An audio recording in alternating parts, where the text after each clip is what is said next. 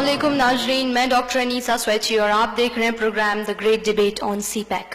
China Pakistan economic corridor جو کہ عالمی منصوبہ ہے جس پر حال میں پوری دنیا کی نظر ہے، یہ چائنا اور پاکستان کے درمیان مضبوط دوستی کا ثبوت ہے۔ ناظرین، اس پروجیکٹ پر $46 بلین انویسٹ کیے جائیں گے۔ پاکستانی ماہرین کے مطابق یہ 2 million direct and indirect job opportunities generate کرے گی اور یہ جی ڈی پی میں 7.5% بوسٹ لائے گی۔ اور ناظرین، یہ میگا پروجیکٹ ہے جس میں فردر مائنر پروجیکٹس آتے ہیں، مثلا انرجی، ٹرانسپورٹیشن، ریلویز، انفراسٹرکچر، جو کہ گوادر یعنی کہ عربین سی کو ڈائریکٹلی کاشغر یعنی کہ ویسٹرن چائنا سے کنیکٹ کرے گی۔ اسی سلسلے میں نئے پروگرام کا آغاز ہوا ہے پی ٹی وی کوئٹہ کی جانب سے، جس میں سی پیک کے مختلف پہلوؤں پر گفتگو کی جائے گی، سی پیک پر ڈیبیٹ کیا جائے گا۔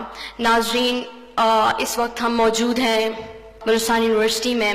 آج ہم ڈسکس کریں گے موضوع پر سی پیک کے حوالے سے کہ اس کو انٹرنیشنل سطح پہ کس نظریے سے دیکھا جا رہا ہے، نیشنل پرسپیکٹو سی پیک کے حوالے سے کیا ہے، اور سی پیک کے حوالے سے بلوچستان کی جو ینگ جنریشن ہے وہ کیا سوچ رکھتی ہے، اور بلوچستان کی جو پولیٹیکل پارٹیز ہیں ان کی کیا نظریہ ہے سی پیک کے حوالے سے۔ گفتگو کا آغاز میں اپنے مہمانوں کے تعارف سے کروں گی جو آج کے دن ہمارے پاس موجود ہیں گفتگو کے لیے۔ سردار کمال خان بنگلزئی جو ایم این اے ہیں جن کا تعلق نیشنل پارٹی سے ہے، نواب زادہ لشکری رئیسانی جو کہ قبائلی اینڈ سیاسی رہنما ہیں۔ اگلے مہمان ہیں اصغر خان اچکزئی جو کہ عوامی نیشنل پارٹی سے جن کا تعلق ہے۔ اگلے مہمان ہے پروفیسر ڈاکٹر جاوید اقبال جو کہ vice chancellor university of Balochistan ہے۔ آصف بلوچ ایڈوکیٹ جو کہ بلوچستان نیشنل پارٹی سے جن کا تعلق ہے۔ گفتگو کا آغاز میں سردار کمال خان بنگلزئی سے لوں گی۔ سر، چونکہ آپ کا تعلق نیشنل پارٹی سے ہے اور آپ ایم این اے بھی ہیں، آپ کی پارٹی کا کیا موقف ہے سی پیک کے حوالے سے، یا کس قسم کے خدشات ہیں؟ سب سے بڑا خدشہ ہمارا ڈیموگرافک چینج کے حوالے سے ہے، چونکہ اتنی بڑی ایک اکانومک ایکٹیویٹی وہاں پہ آنے والی ہے، بہت ساری انڈسٹریز وہاں پہ آئیں گے، بہت سارے لوگ وہاں پہ آئیں گے، تو نیشنل پارٹی کا انسٹانس یہ ہے کہ جی وہاں پہ جو آنے والے لوگ ہیں باہر سے، ان کا وہاں پہ رجسٹریشن نہ ہو، ووٹر لسٹوں میں ان کے نام نہ ہو، جائیداد وہاں پہ وہ خریدے نہ، بالکل اپنی بزنس اپنا پیسہ لے کے آئیں، انڈسٹری سیٹ اپ کریں، ساری چیزیں کریں۔ پہلی بات تو یہ ہے۔ دوسری بات یہ ہے کہ جو بھی گوادر پورٹ سے ریونیو جنریٹ ہوگا اس کے لیے بلوچستان کا شیئر مختص کیا جائے، اس کو ظاہر کیا جائے کہ کتنے پرسنٹ اس ریونیو کا بلوچستان گورنمنٹ کو جائے گا۔ تھرڈ یہ جی کہ جو گوادر پورٹ اٹ سیلف ہے اس کا چارج گورنمنٹ آف بلوچستان کے پاس ہونا چاہیے۔ اور فورتھ یہ ہے جی وہاں پہ جو ہمارے لوکل بزنس کمیونٹی ہے، لوکل انویسٹرز ہیں، ان کو باقاعدہ اس اکانومک ایکٹیویٹی میں اس کو بھی حصہ بنایا جائے۔ اور نمبر ففتھ اینڈ لاسٹ یہ ہے کہ جو جابز وہاں پہ کریٹ کیے جائیں گے، جو جابز آئیں گے، اس میں اسپیسیفکلی گوادر کے لوگوں کو بالخصوص اور بالعموم بلوچستان کے لوگوں کو پرائیورٹی دی جائے۔ تو یہ 5 چیزیں جو میں نے آپ کو تذکرہ کیا، اس حوالے سے میں صرف اس کو ہم نے پیپر پہ نہیں لانا ہے، باقاعدہ جو next session provincial assembly Balochistan کا ہوگا اس کو باقاعدہ ایک قرارداد کی صورت میں نیشنل پارٹی چاہے گی کہ باقاعدہ قرارداد کی صورت میں یہ پاس ہو، چونکہ جب تک یہ قرارداد کی صورت میں نہیں ہوگا تو اس کی کوئی ویلیو نہیں ہوگی اور اس پہ کوئی عمل درآمد نہیں ہوگا۔ اس کے علاوہ ہمارا اپروچ یہ بھی ہے کہ ہم اس کو سینٹ میں اور اس کو نیشنل اسمبلی میں جو قرارداد بلوچستان سے پاس ہوگی وہاں پہ جو بھی ہمارے مختلف پارٹیز کی لیڈرشپ ہے ان سے ہم ڈسکشن کریں اور باقاعدہ نیشنل اسمبلی میں اور باقاعدہ سینٹ میں بھی اس قرارداد کو پاس کیا جا سکے۔ نواب زادہ لشکری رئیسانی صاحب چونکہ سیاسی اور قبائلی رہنما ہیں، آپ سی پیک کے حوالے سے کیا نظریہ رکھتے ہیں؟ میں عرض کرنا چاہتا ہوں کہ دنیا میں ایک جو انداز ہے کہ جب بڑے پروجیکٹس یا نئی قانون سازی کسی بڑے ایشو پہ ہوتا ہے وہاں سب سے پہلے ڈیبیٹ ہوتا ہے، اس کے بعد اس پروجیکٹ کے معاملات پہ قانون سازی ہو اور اس پہ عمل درآمد ہو. اس پہ یہاں کے عام لوگ، یہاں کے پولیٹیکل ورکرز، یہاں کے تعلیم یافتہ طبقہ، یہاں کا عام مزدور، محنت کش، ٹیکنیکل پروفیشنل حیثیت رکھنے والے لوگ، اس میں کوئی شک نہیں ہے کہ اس کے بننے سے پریشان ہو رہے ہیں، کیونکہ وہ یہ سمجھ رہے ہیں کہ ان کا حق شاید آنے والے دنوں میں ان کو نہ ملے. کوئی بھی قوم، کوئی بھی پولیٹیکل لیڈر اپنے سرزمین پہ ترقی کو روکنے کے مخالف ہے نہیں ہے. ہم یہ چاہتے ہیں کہ ترقی ہو، مگر اس کے ساتھ ہم یہ چاہتے ہیں کہ پاکستان جن اصولوں کے تحت بنا، اس اصول کے تحت اس صوبے کو بھی اس بڑے اقتصادی سرگرمی میں حصے دار بننا چاہیے. اب ہم پاکستان کا جو ساخت کا سٹرکچر ہے، جس بنیاد پہ پاکستان بنا، اس بنیاد کو کہتے ہیں 1940 کا قرارداد. لاہور میں ایک مینار اور ایک پارک ہے، اس مینار میں ماربل پہ یہ پورا قرارداد وہاں نصب کیا گیا ہے، اور انٹرنیٹ میں بھی آپ اس کو دیکھ سکتے ہیں، اور کتابیں بھی اس پہ لکھی جا چکی ہیں.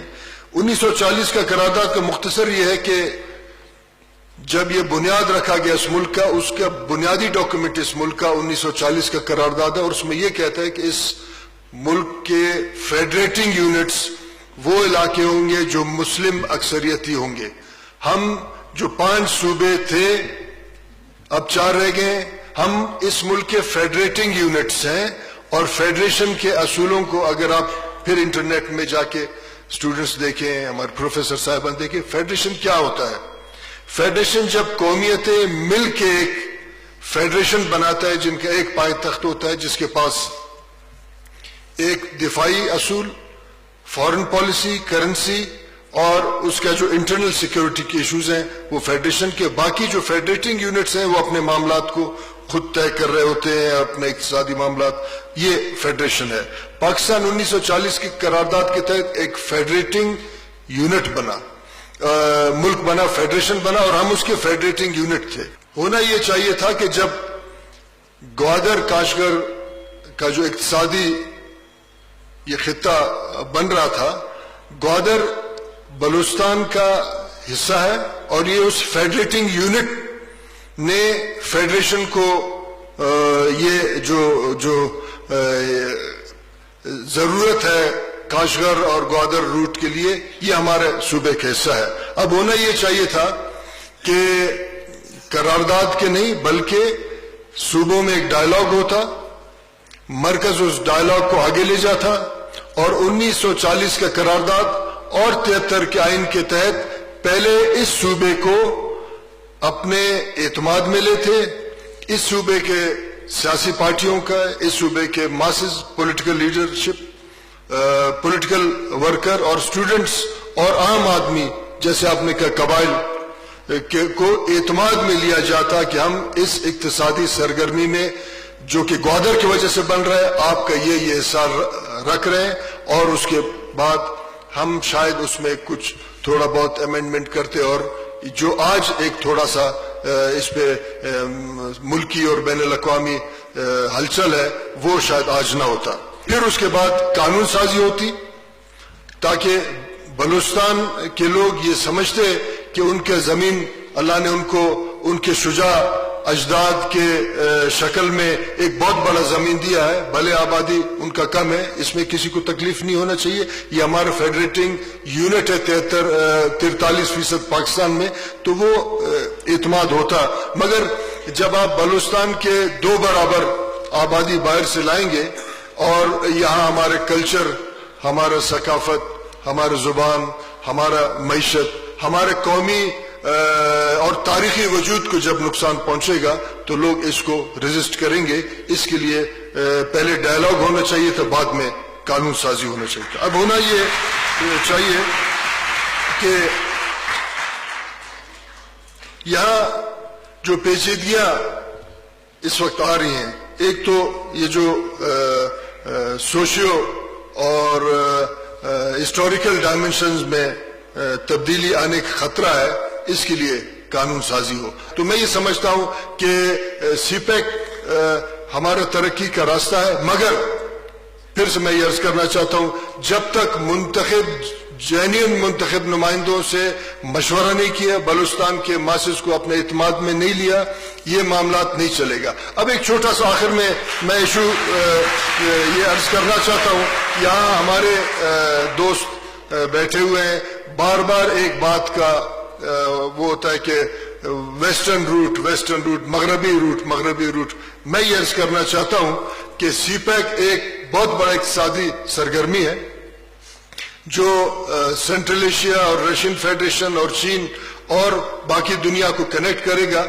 ये सिर्फ एक रूट का इशू नहीं है, मैं अर्ज करना चाहता हूं, क्योंकि एक रूट, एक सड़क होगा जो हमारे सरों से गुजरेगा और बड़े बड़े ताजिर उस पर काम करेंगे, हमारा वही असर होगा जो लियारी के बलूचों का होगा। इसमें रूट का मसला नहीं है, इसमें मसला ये है कि सूबे के मुंतखब जेन्युइन मुंतखब हुकूमत को कानूनी तौर पे, आईनी तौर पे इख्तियार दिया जाए और वो इख्तियार के तहत हम उसके से जो वसाइल जनरेट होंगे, जो इससे इक़्तिसादी सरगर्मी होगा, अपने सूबे और इस फेडरेटिंग यूनिट के लोगों के तरक्की और आइंदा नस्लों की खुशहाली के लिए उसको इस्तेमाल करें। अगला सवाल मेरा असगर खान अचकजई से है, जो कि सूबाई सदर हैं अवामी नेशनल पार्टी के। देखें, हम आपकी पार्टी के जो मगरबी रूट के हवाले से तहफ़्फ़ुज़ात हैं उनके बारे में बाद में गुफ्तगू करेंगे। पहले आप हमें ये बताएं कि सीपेक जैसे आलमी मंसूबे को आपकी पार्टी किस नज़रिए से देख रही है और आप क्या समझते हैं कि वो इस खित्ते की तकदीर को कैसे बदल सकती है? बिल्कुल इसमें शक नहीं है, ये तरक्की का एक बहुत बड़ा प्रोजेक्ट है। ये इस खिते का यकीनन गेम चेंजर साबित होगा, बशर्ते कि आप यहाँ के बसने वाले अक़वाम को इतिमाद में ले लें। और दूसरी तरफ जिस डगर पे हमारे हुक्मरान चल पड़े हैं, चाहे वो रियासती है चाहे वो हुकूमती है, मैं इस स्टेज पे इन सब दोस्तों, इन सब असातिज़ा के सामने ये बात रख रहा हूँ, तारीख पर लिखी जाएगी, ये हमारी बर्बादी और तबाही का फिर मंसूबा साबित होगा। लोग तो इसको तरक्की का मंसूबा समझ रहे हैं, लेकिन जिस तरीके से ये आगे ले जाने की कोशिश कर रहे हैं, इस तरीके से ये इस मुल्क के मुस्तकबिल के साथ खेलने का एक मंसूबा फिर साबित होगा। जिस तरीके से ये लोगों को इत्मीनान में लिए बगैर, उनको सुनने बगैर, इन